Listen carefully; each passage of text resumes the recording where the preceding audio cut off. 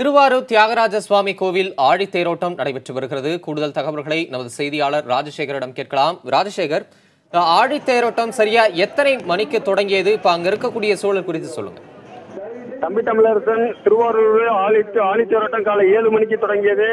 தற்போது தெற்கு வீதியில் நகராட்சி பகுதியில் இந்த ஆழித்தேரானது அந்த பகுதியில் பக்தர்கள் வடம்பிடித்து இழுத்துக் கொண்டிருக்கிறார்கள்.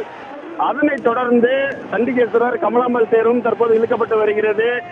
திருவாரூர் மாவட்டத்தில் ஒரு உலக பிரசித்தி பெற்ற ஆழித்தேரானது பல லட்சம் பக்தர்களை இந்த பகுதியை வடம்பிடித்து இந்த தேரை இழுத்து வருகிறார்கள்.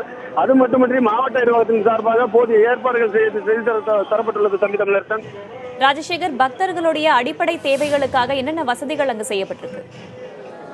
வேதவள்ளி, கண்டிப்பா பார்க்கலாம். நம்ம ஒளிப்பதிவாளர் அந்த காட்சியில் நேரடியாக பார்த்து காமிக்கிறாங்க.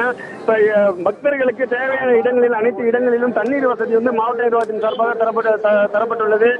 அது மட்டுமின்றி அவர்களுக்கு பாதுகாப்பு, ஏதாவது உடல்நலத்தில் இல்லாத கோளாறு ஏற்பட்டால் அவர்களை உடனடியாக மருத்துவமனையை கொண்டு செல்வதற்கு ஆம்புலன்ஸ், அது மட்டுமின்றி தேரில் ஏதாவது அசம்பாவிதம் ஏற்பட்டால் உடனடியாக தீயணைப்பு வாகனங்கள், தீயணைப்பு வீரர்கள் ஏராளமாக குவிக்கப்பட்டிருக்கிறார்கள். 8 மாவட்டங்களிலும் சுமார் 1500 போலீசார் இந்த பாதுகாப்பு பணியில் ஈடுபட்டிருக்காங்க. எந்தவித அசம்பாவிதம் இதுவரை தேரோட்டம் அமைதியான முறையில் நடந்து கொண்டிருக்கிறது. வேதவள்ளி, ராஜசேகர், இந்த தேரோட்டத்தின் போது முக்கிய அமைச்சர்கள், அதிகாரிகள் யாரெல்லாம் பங்கேற்றிருக்கிறாங்க? தம்பி தமிழரசன், இன்று காலை தேரோட்டத்தை உணவுத்துறை அமைச்சர் காமராஜ் அவர்கள் வடம்பிடித்து இழுத்து வைத்தார்கள். அவருடன் திருவாரூர் மாவட்ட ஆட்சியர் நிர்மல்ராஜ் வந்திருந்தார்.